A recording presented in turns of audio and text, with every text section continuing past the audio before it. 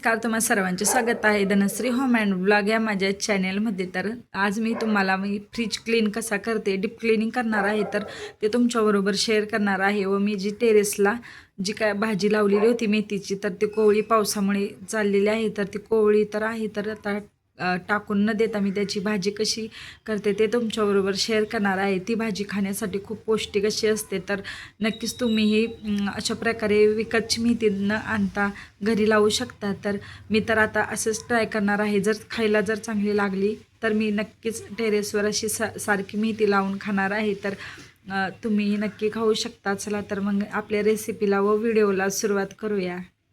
मी ना टेरेसला छान अशी मेथी लावलेली होती. व आता पाऊस तर काय चालूच होता, तर आईने गावावरून तिने केलेल्या रानातील गावरान जी मेथी आहे तर त्याचं बी होतं, तर ते तिने मला लावण्यासाठी दिलं होतं. तर आता पाऊस पडत आहे, तर छान अशी ग्रो झालेली आहे, पण खूप जास्त सारख्या पावसामुळे खराब होते. म्हटलं चला आज भाजीच करूया. तर घरचेच आहो व दादा बोलत होते नको करू, पण मी तर करून पाहणार होते. खूप छान अशी लागते. तर भाजीही खूप छान अशी झालेली होती. पुढे मी तुम्हाला सांगते. तर कोवळ्या मेथीची भाजीची ही भाजी होते, हे मी यूट्यूबला पाहिलं होतं. तर मी आता तेच करणार आहे व तुमच्याबरोबर शेअर करणार आहे. तुम्ही अशा प्रकारे तुमच्याकडे जर जागा असेल तर अशा प्रकारे तुम्ही मेथी थोडीशी ग्रो करून त्याचीही भाजी करू शकता. खूप चविष्ट व छान अशी लागते. तर कोवळ्या मेथीमध्ये भरपूर फायबर व विटॅमिन्स व कॅल्शियम असतात, तर नक्कीच तुम्ही खाऊ शकता. तर हिमोग्लोबिनही वाढण्यासाठी याची मदत होते. व ज्यांना डायबिटीस किंवा मग डायबिटीसचा त्रास असेल तर त्यांच्यासाठी ही मेथी खूप उपयुक्त असते. तर नक्कीच तुम्हाला जर थोडीशी जरी जागा असेल तर अशा प्रकारे थोडीशी मेथी ग्रो करून घ्यावं, लगेचच करायला घ्या. खूप छान अशी लागते, अजिबात कडू लागत नाही. तर पुढे दाखवतेच तुम्हाला कशा प्रकारे करायची. तर मी तरी टेरेसला आता अशाच प्रकारे लावणार आहे. तर छान अशी लागते. तर मला तर भरपूर अशी आवडली. व विकतची ती 30 ते 40 रुपयाची पेंडी न आणता अशा प्रकारे जर आपण लावली व खाली तर त्याचे फायदेही खूप आहेत. तरी ते मी ज्या दुधाच्या पिशव्या आहेत तर त्याचाच उपयोग करून मी त्यामध्ये मेथी लावलेली होती. तर पहा किती छान अशी ग्रो झालेली आहे. तर फक्त उपटताना अशा प्रकारे व्यवस्थित पंच जसे आहेत तसेच ठेवायचे, म्हणजे आपल्याला त्याचे बुडके कट करायचे आहे. तर ते करताना व्यवस्थित असे कट होतात. तर पहा एवढी मेथी माझी एक भाजी होईल एवढी निघालेली आहे. तर चला तर मग आता सांगते मी कशा प्रकारे करायची. तर त्याचे जे मुळे आहे तर ते कात्रीने मी ते कट करून घेते. मुळ्यांमुळेच आपली ही जी भाजी आहे मेथीची ती कडू लागते. त्यामुळे त्याच्या जेवढ्या मुळ्या तुम्हाला काढता येतील तेवढ्या काढून घ्या. त्यासाठीच उपटतानाच अशा प्रकारे पंचमध्ये उपटायचं, म्हणजे कट करताना आपल्याला व्यवस्थित असं कट करायला येतं. व कात्रीच्या साह्याने मी अशा प्रकारे त्याचे कट करून घेते. तुम्हाला जर नसेल करायचे व डायरेक्ट अशीच वापरायची असेल तर तशीही वापरू शकता.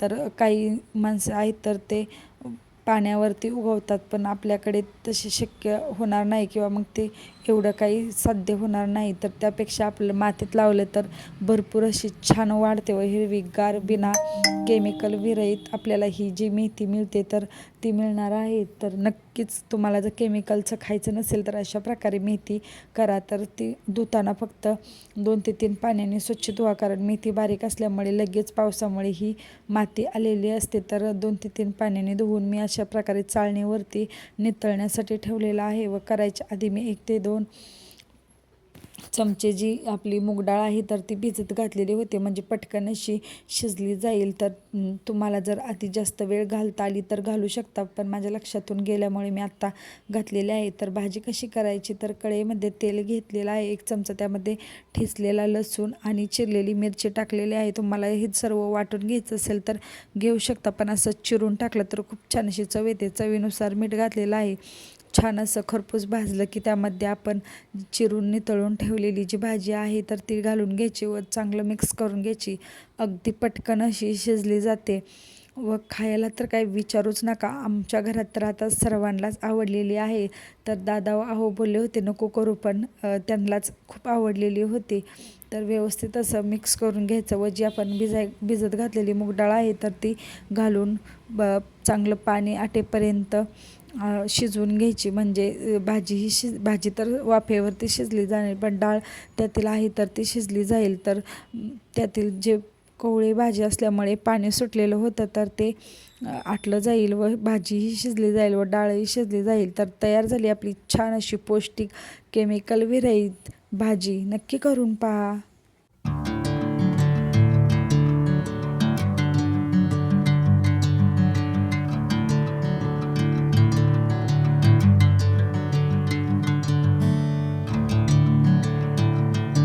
चला तर मग आता क्लिनिंगला सुरुवात करूया. तर मला फ्रीज डीप क्लिनिंग करायचाच होता, तर म्हटलं चला मी कशा पद्धतीने करते ते मी तुमच्याबरोबर शेअर करते. तर सर्वात आधी फ्रीजची जी पिन आहे तर ती काढून घेतलेली आहे, फ्रीज बंद करून घेतला.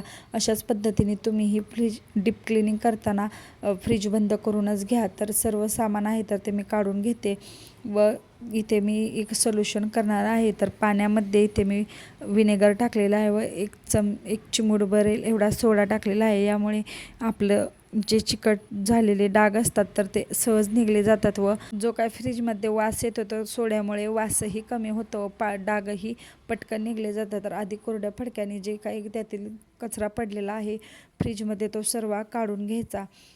त्यानंतरने जो आपण बनवलेले स्प्रे आहे तर तो स्प्रे करून घ्यायचा. तुमच्याकडे जर अशा प्रकारे स्प्रे बॉटल नसेल तर तुम्ही कापडाने सर्वीकडून जे आहे तर ते लावून घेऊ शकता, तसंही चालू शकतं. किंवा मग जर असेल तर अशा प्रकारे स्प्रे करून घ्यायचा. जे आपले फ्रीजचे कडेचे रब्बर असतात तर त्यावरही मारून घ्यायचं, म्हणजे त्याच्यावरचे जे डाग असतात तर तेही निघले जातात. तर फ्रीज डीप क्लिनिंग करताना मी महिन्यातून एकदा अशा प्रकारे फ्रीज क्लीन करते, म्हणजे आपला फ्रीज खूप छान असा राहतो. व इथे मॅट आहे तर त्याही क्लीन करून ठेवते, म्हणजे आपला फ्रीज जे लिक्विड मारून ठेवलेलं आहे तर ते सुकेपर्यंत इथे भांडी व जे मॅट आहे तर त्या क्लीन करून सुकण्यासाठी ठेवते. आता ऊन तर काही पडत नाही, पण हवेने थोडेफार सुकल्या जातात तर मी ते क्लीन करून ठेवते. तुम्हाला जर प्लेन पांढऱ्या मिळाल्या तर घेऊ शकता. मला तेव्हा काय एवढं डोक्यामध्ये आलं नाही तर मी घेतलेलं होतं, पण आता वापरते तर छान वाटतात. व जर काही सांडलं तर ते मॅटवरच सांडतं, म्हणजे सारखं आपल्याला क्लीन करत बसावं लागत नाही. तर आता जे आपण स्प्रे केलेला आहे तर तो 5 ते 10 मिनटं ठेवल्यामुळे छान असे डाग पहा कसे चकाचक असे निघालेले आहे. तर तुम्हीही नक्की हा स्प्रे वापरून फ्रीज क्लीन करा, खूप छान असा निघतो. व नंतरनी जो काही वास आहे तर तोही फ्रीजमध्ये खूप छान असा येतो, अजिबात कशाचाही वास राहत नाही. व जे आपले कडेच्या रब्बर असतात तर तेही क्लीन करायचे. तर अशा प्रकारे क्लीन केले म्हणजे फ्रीज खूप छान असा राहतो व रब्बरही खराब होत नाही. तर मी तर अशा पद्धतीने यामध्ये कापड घालून पुसून घेते. आपण स्प्रे केल्यामुळे तर काही डाग त्याचे हलके झालेले असतात, त्यामुळे ते लगेचच निघले जातात. तर व्यवस्थित असं कोरड्या कापडने आहे तर ते पुसून घ्यायचं, म्हणजे चकाचक असा दिसतो. तर पहा किती छान असा निघालेला आहे. तुम्ही अशाच पद्धतीने फ्रीज क्लीन करता की नाही ते मला कमेंट करून सांगावं. त्यानंतरने आता मी सर्व भांडे आहेत तर त्यातील काचा त्या लावून घेते व सामानही लावून घेते. तोपर्यंत आमचं पिल्लू उठलेलंच होतं, तर तेही मला पुढे मदत करू लागतं. ते तुम्ही पहा. सर्व मॅट वगैरे टाकून घेतल्यावर जे काही माझं थोडंसं ट्रॉलरमध्ये टाकून राहिलेलं होतं मॅट, तर ते मी ते बाहेरच्या कप्प्यांमध्ये टाकून घेतलेलं आहे. तर सर्व सामान आहे तर एक एक लावून घेते. तर पिल्लू कशा प्रकारे मला मदत करते. तर मी खूप जास्तही यामध्ये सामान भरून ठेवलेलं नाही, तर सगळे जे कडधान्य आहेत तर एकसारखे एका डब्यामध्ये आहेत तर ते भरून ठेवलं, म्हणजे दिसतानाही व्यवस्थित असं दिसतं. तर मला तर भरण्या बदलायच्या आहेत, पण या दोघांमुळे मी काही सध्या बदलत नाही, कारण हे फ्रीज आहेत तर सारखा ओपन करतात व काहीही त्यातील सामान घेऊन खेळण्यासाठी घेऊन जातात. त्यामुळे मी सध्या आहे त्याच भरण्यांवरती चालवलेला आहे. तर सर्व व्यवस्थित असं ठेवून घेतलं, दूधही ठेवून घेतलं.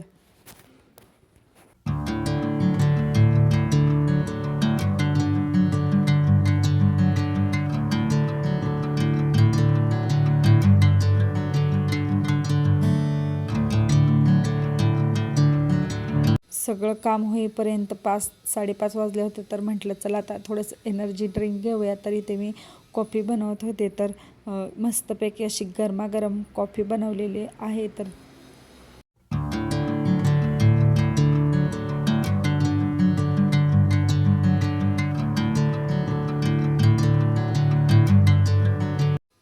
या दोघांना दूध दिलेलं आहे, तर त्यांना काचेच्याच कपामध्ये दूध प्यायचं होतं, तर त्यांना मी अजिबात चहा देत नाही, तर ते दूध पितात. संध्याकाळी जेवणामध्ये आळूवडी आणि कढीचा बेत केलेला होता. तर ब्लॉग माझा आवडला की नाही व माझ्या आयडिया तुम्हाला आवडल्या की नाही ते मला नक्की कमेंट करून सांगा. आवडलं सबस्क्राईब करा.